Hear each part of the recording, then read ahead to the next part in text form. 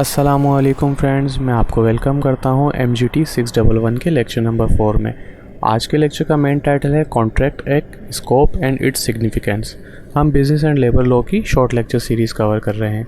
आज के लेक्चर में जो टॉपिक हम डिस्कस करने वाले हैं उसमें नंबर 1 पे है कॉन्ट्रैक्ट एक्ट 1872। सेकंड पे हम डिस्कस करेंगे applicability of law of contract. Third हमारा टॉपिक होगा ट्रेड यूसेज। इसी तरीके से फोर्थ नंबर टॉपिक है मर्सेंटाइल यूसेज। फिफ्थ नंबर पे हम डिस्कस करेंगे कंस्ट्रक्शन ऑफ कॉन्ट्रैक्ट और सिक्स्थ हमारा टॉपिक होगा इंटेंशन ऑफ पार्टीज़। तो आइए इनको डिटेल्स में देखते हैं और अपने लेक्चर को स्टार्ट करते हैं।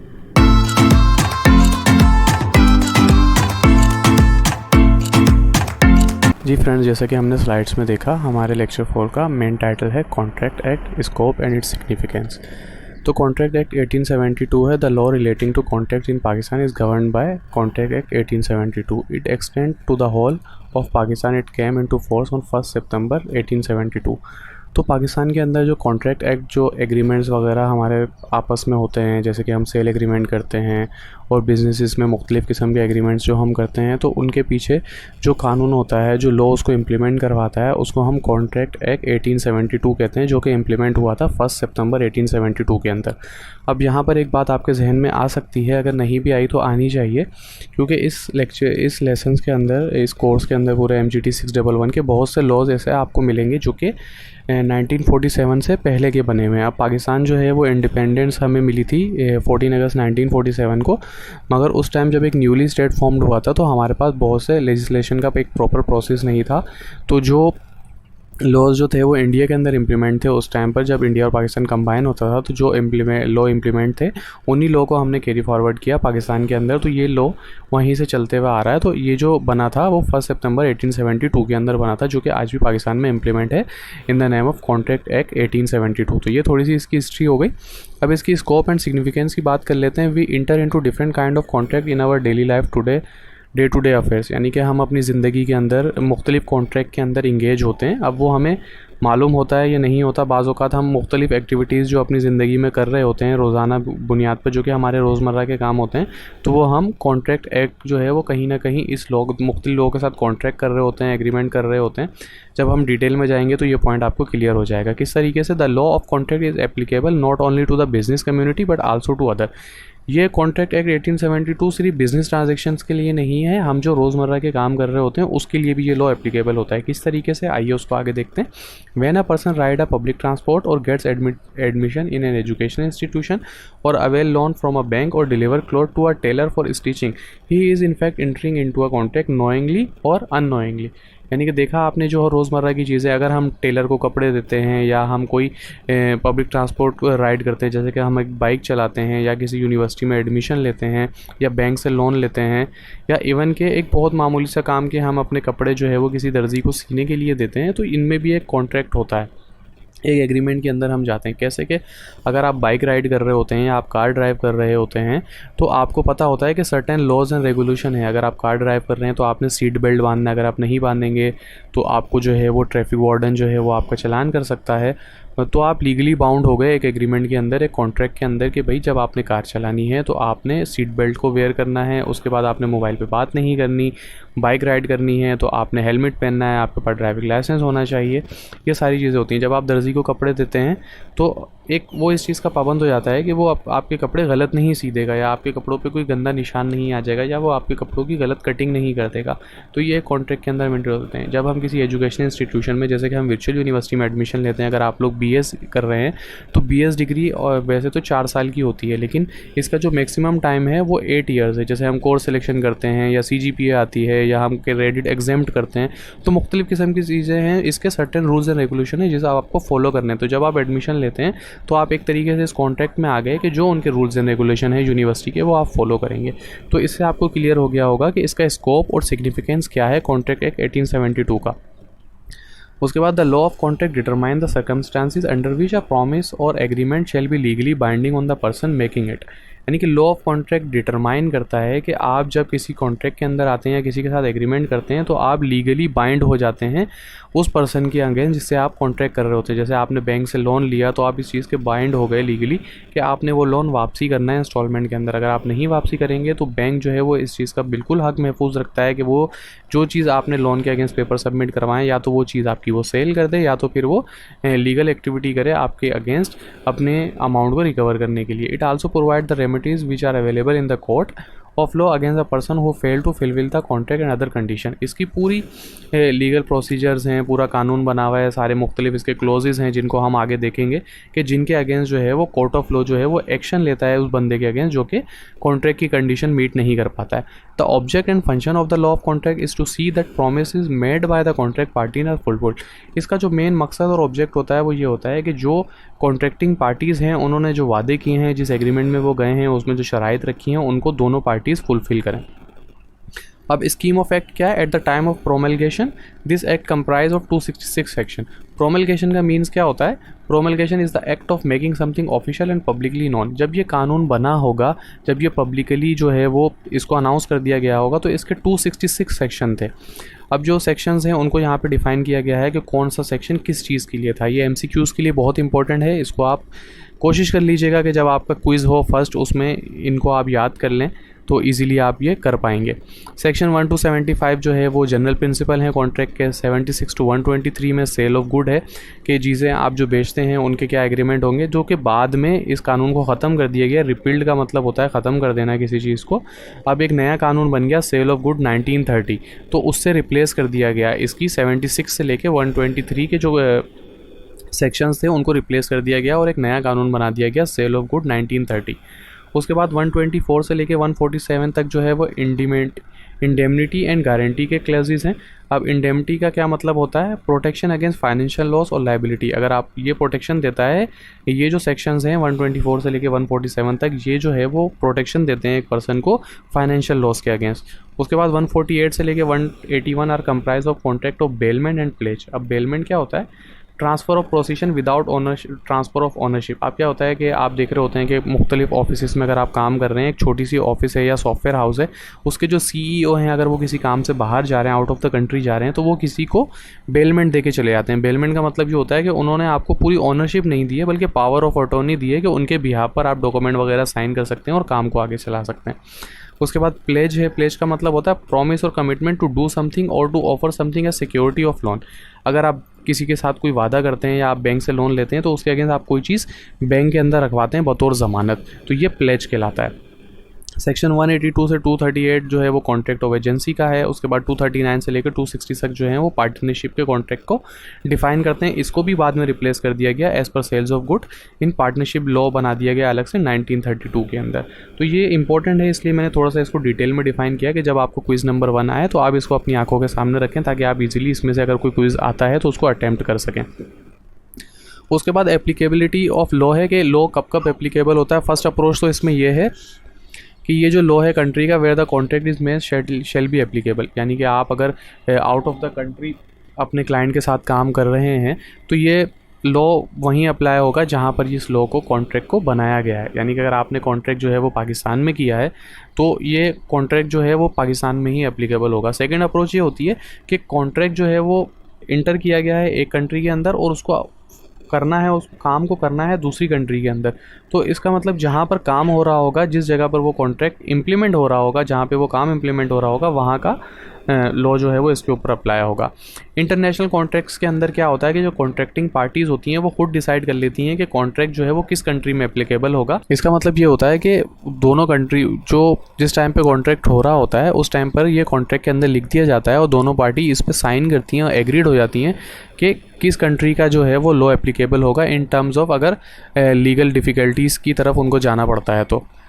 In case where attribution clause incorporated in a contract and in that clause place of attribution is also mentioned and the law applicable in such instances shall be the law of the country where arbitration is to take place। Arbitration clause का मतलब ये होता है कि आपने देखा होगा बहुत से लोग क्या कोशिश करते हैं कि कोर्ट ऑफ लॉ में ना जाएं बल्कि बाहर ही अपने मामलात को हल कर लिया जाए। तो an arbitration clause is provision included in the court that required parties involved in a dispute to resolve through arbitration rather than going to court.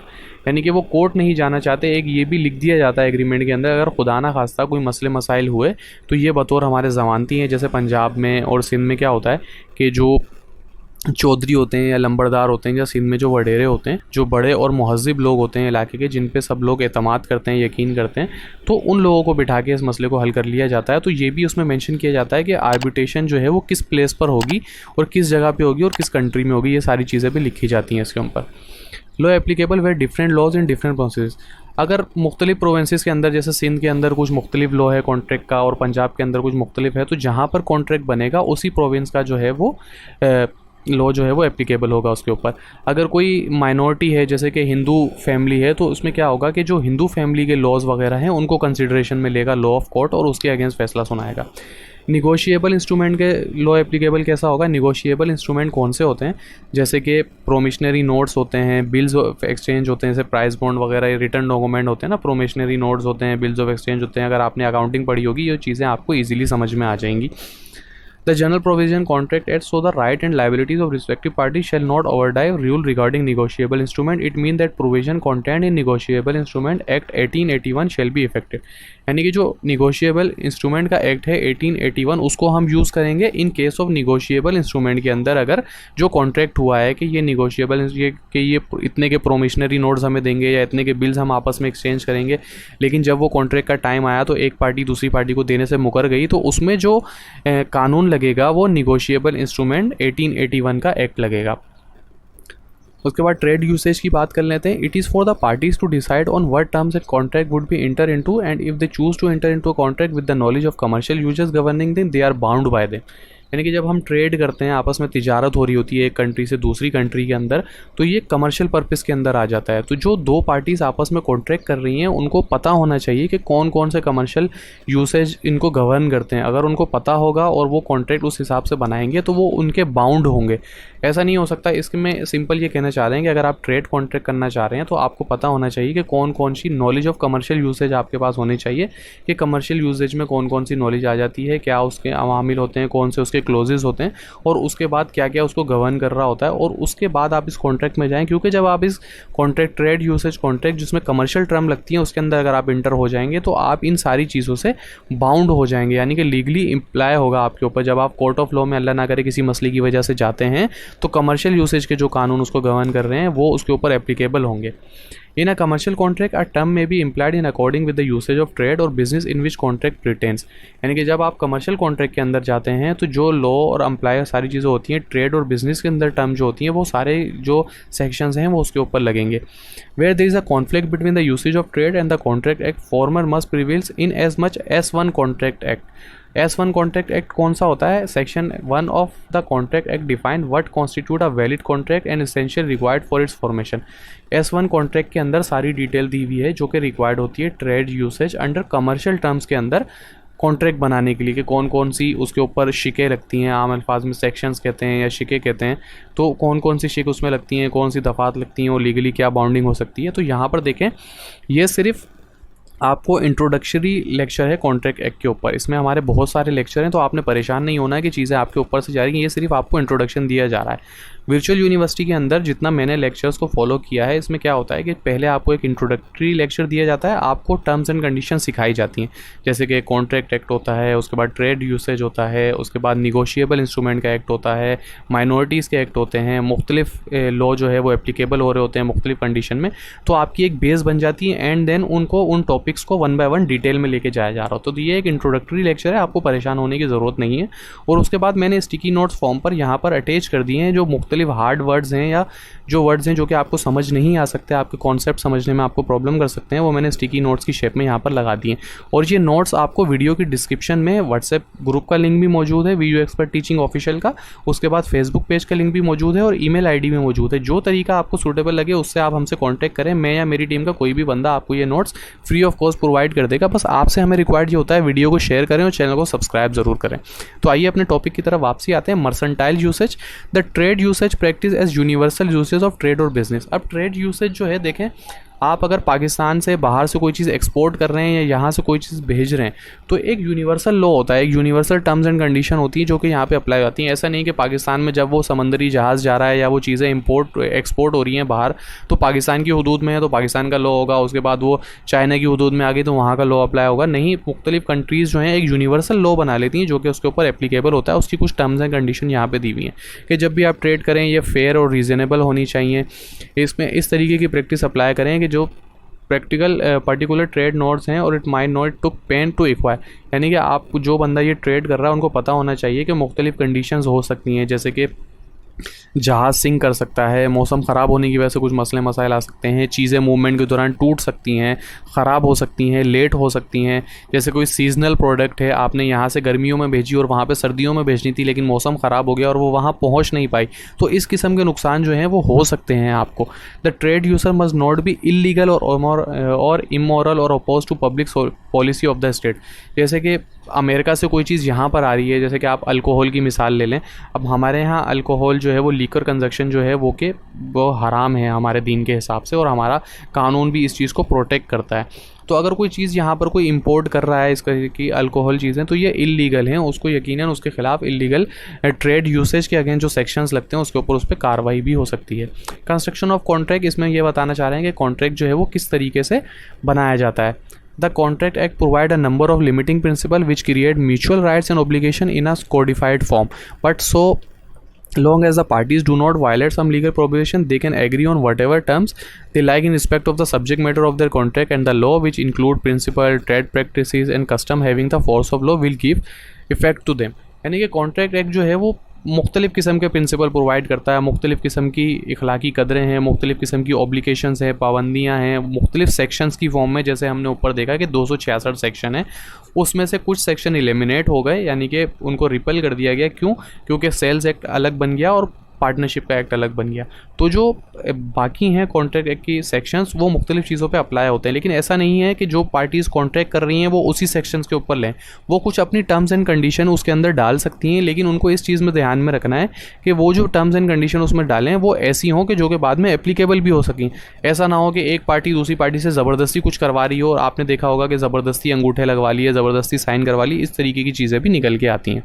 तो ख़ुद भी आप कंस्ट्रक्ट कर सकते हैं, लेकिन वो जो कॉन्ट्रैक्ट है वो कुछ आप खुद से जो कंस्ट्रक्ट करें वो किसी लॉयर या किसी मजिस्ट्रेट के अंडर होते हुए करें, उसको चेक करवा लें। ऐसा ना हो कि आप अपनी मर्ज़ी से कुछ लिखते हैं, तो इस तरीके से नहीं होता। आपको यहाँ पे ये कॉन्सेप्ट दिया जाना चाह रहा है कि आप जो है वो अगर कोई लॉ या कोई आप सेल डीड बनवाते हैं, घर सेल कर रहे हैं, प्रॉपर्टी सेल कर रहे हैं, उसमें कोई चीज़ लिखवाते हैं, कोई चीज़ लिखते हैं, तो वो एज़ पर लॉ होनी चाहिए। किसी वकील से, किसी जूरिस्ट से मशवरा कर लें एंड देन उन चीज़ों को लिखवाएं। It is the duty of the court to give effect to the meaning of the contract or an offer. Contracting parties could agree to abide by any rule or regulation incorporating the same in contract specifically or by reference to it. Once such incorporation were made that become the part of the contract, such incorporation had to be clear and unambiguous. यानी कि यहाँ पर ये कहना चाह रहे हैं कि कोर्ट की ड्यूटी होती है, अगर आपने एक कॉन्ट्रैक्ट बनाया, आपने किसी मजिस्ट्रेट को या वकील को चेक करवाया, आप देखते हैं जो स्टाम्प पेपर होते हैं उस पर साइन लगा हुआ, स्टैंप लगी हुई होती है और साइन हुआ होता है एक मजिस्ट्रेट का या एक नॉर्मल बैरिस्टर का, जो उसके ऊपर साइन होता है। इसका मतलब ये होता है जब आपने उस पर टर्म्स एंड कंडीशन लिख दी तो आपको मनोमन उसके ऊपर एप्लीकेबल होना पड़ेगा, क्योंकि आपने स्टैम्प पेपर पर लिख दी, वो एक लीगल डॉक्यूमेंट बन गया, आपने साइन कर लिया, एग्री हो गए आप उस चीज़ से, अब आप उस चीज़ से मुकर नहीं सकते। तो यहाँ पर ये कहना चाह रहे हैं कि जब आप इस तरीके की चीज़ें लिखें तो उसको पढ़ लें, समझ लें, किसी को चेक करवा लें, क्योंकि एक दफ़ा वो लीगल हैसियत बन गया, आपने उसके ऊपर साइन कर दिया, ओके कर दिया, उसको एक्सेप्ट कर लिया, देन आप उससे पीछे नहीं हट सकते। देन कोर्ट ऑफ लॉ उसको एप्लीकेबल करवाएगा और उसी के मुताबिक फ़ैसला देगा। इंटेंशन ऑफ द पार्टीज़ के पार्टीज़ की इंटेंशन क्या होनी चाहिए जब वो कॉन्ट्रैक्ट जो है वो कंस्ट्रक्ट कर रहे हैं। The purpose of the construction of the terms written agreement bearing to find out the intention of the parties to the agreement by looking to the word used on has to construct the intention which had persuaded the parties enter into the agreement. अब persuaded जो word है इसका मतलब क्या होता है? Convinced और influence to believe और डू समथिंग। यानी कि जब आप कोई कॉन्ट्रैक्ट बना रहे हैं, उस पर जो चीज़ें लिख रहे हैं तो उसके वर्ड्स को अच्छी तरीके से देख लें, उसकी लैंग्वेज को अच्छी तरीके से देख लें, रिटर्न एग्रीमेंट है उसको किसी को चेक करवा लें, उसको समझ लें। इसका मकसद ये होता है कि दोनों पार्टीज जो हैं उनको सपोर्ट किया जाए, कि वो जो है वो पीस ऑफ माइंड के साथ एक कॉन्ट्रैक्ट के अंदर इंटर हो। यानी कि अगर आप कोई बात करें कि एक बंदा CEO है एक सॉफ्टवेयर हाउस का, उसने बड़ी मेहनत के साथ जो है वो सॉफ्टवेयर हाउस बिल्ड किया है, उसको आज वो $100 से $1 मिलियन तक लेके गया है, उसके बाद अब वो किसी काम से बाहर जा रहा है, तो वो जो पीछे उसका बंदा है जिसको वो अथॉरिटी दे के जा रहा है, बेलमेंट दे के जा रहा है कि भाई आप जो है वो मेरी जगह पे ऑनर हैं, आपको अथॉरिटी दे रहा है कि पावर ऑफ अटॉर्नी दे के जा रहा है कि आप साइन कर सकते हैं, सारी चीज़ें कर सकते हैं। अब ऐसा नहीं हो कि जब वो वापसी आए तो वो पूरे कारोबार पे कब्जा करके बैठ जाए, तो वो एक एग्रीमेंट करके जाता है जिस पर सारी चीज़ें लिखी हुई होती हैं और दोनों पार्टी जो हैं वो उसके ऊपर एग्री कर रही होती हैं। तो गाइज़ ये था आज का लेक्चर। मैं उम्मीद करता हूँ आपको समझ में आया होगा। अगर इससे रिलेटेड कोई भी प्रॉब्लम है, कोई आपको कन्फ्यूजन है, तो कमेंट सेक्शन में पूछ सकते हैं या तो फिर मुझे ईमेल भी कर सकते हैं। I will try my level best कि आपकी मैं हेल्प कर सकूँ। तो दुआओं में याद रखिएगा। आज के लेक्चर में इतना ही, मिलते हैं अगले लेक्चर में। जब तक के लिए अल्लाह हाफ़िज़।